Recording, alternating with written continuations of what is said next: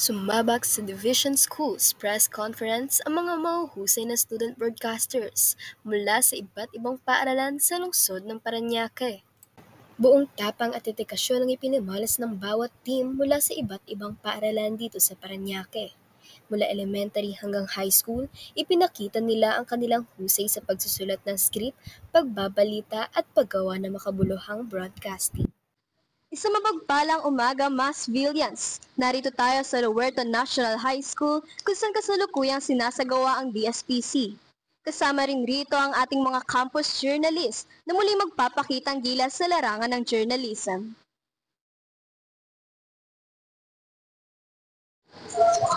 Ngayon ay kasalukuyan natin kasama si Denise Escoto.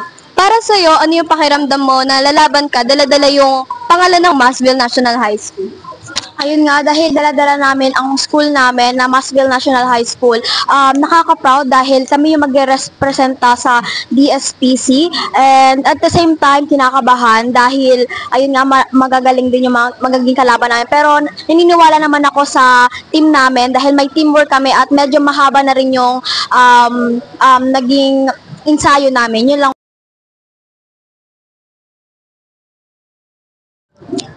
Ngayon naman kasama natin si Miss Ann mula sa Moonwalk National High School. Para sa iyo po, ano po yung pinakamahirap at pinakamagandang part po ng competition na to? So, pinakamahirap for me is the script writing kasi mahirap talaga siya. Tapos yung pinakamaganda, ako. Jokes aside, ang pinakamaganda doon is the experience I had here kasi it's my first time actually. First time kong sumali sa ganito. So, hindi ako kinabahan actually kasi alam ko naman kaya ko. Sa kompetisyong ito, bawat team ay binubuo ng 7 kalahok. 2 writer, 2 anchor, 2 reporter at 1 technical director. Hindi lamang boses at husay ang sinusubok, kundi pati ang teamwork, timing at kanilang galing. Ngayon ay kasama natin si Sir JR Sabangan na siyang advisor ng Angkalatas. Sir, paano niyo po hinanda yung mga estudyante na hawak niyo para sa laban ng DSPs? Yun na nga, no, yung laban namin, no, napaka hirap ng pinagdaanan, no. Unang-una kasi, siyempre, yung paghahanap pa lang natin ng mga bago nating anchor kasi sobrang gusto ko sanang manalo. Siyempre, yun ang ating goal dito, no.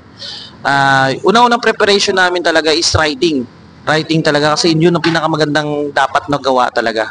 Kasi kung wala nga, sabi ko nga, ang script writing is pinaka soul o yung pinakakaluluwa ng ating ginagawa. Tapos, ayun, syempre ang boses, ang naging goal natin, simple pero elegante o professional yung pagsasalita natin dito. Tapos, ang maganda pa dito sa ngayon ay maging kalmado, maging parang professional ang iniisip. Kaya nga tayo dito, nakita nyo yung mga kalatas ngayon, ay talagang pinaparamdam ko na media sila.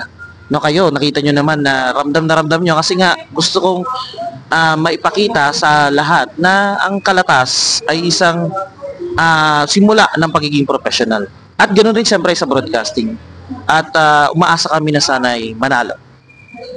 So yan, sir, may gusto po buko kayong sabihin sa mga students na hawak?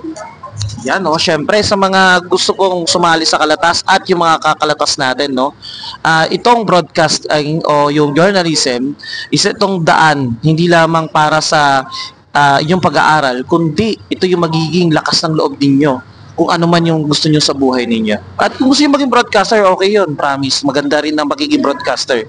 At yun nga, makikita, hayaan nyo, tuturuan ko kayo ng buong puso at gustong gusto ko yung gawin to, ginagawa natin.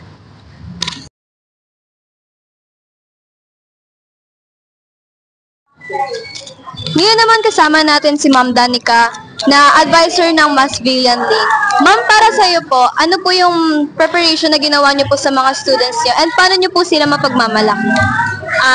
Yung unang part ng preparation namin is nagpa-audition muna ako. Siyempre, kinonsider ko yung may magandang boses at mabilis mag-isip ng article. And then, the second part is yung pre-practice ko na sila, even abutin na kami ng gabi. Ayan, sacrifice din. Yun lang. Paano niyo po sila mapagmamalaki, ma'am? Pinagmamalaki ko sila syempre through I always tell them that it's this joining contests are very important and this can help them. This can help their academics also and their development themselves.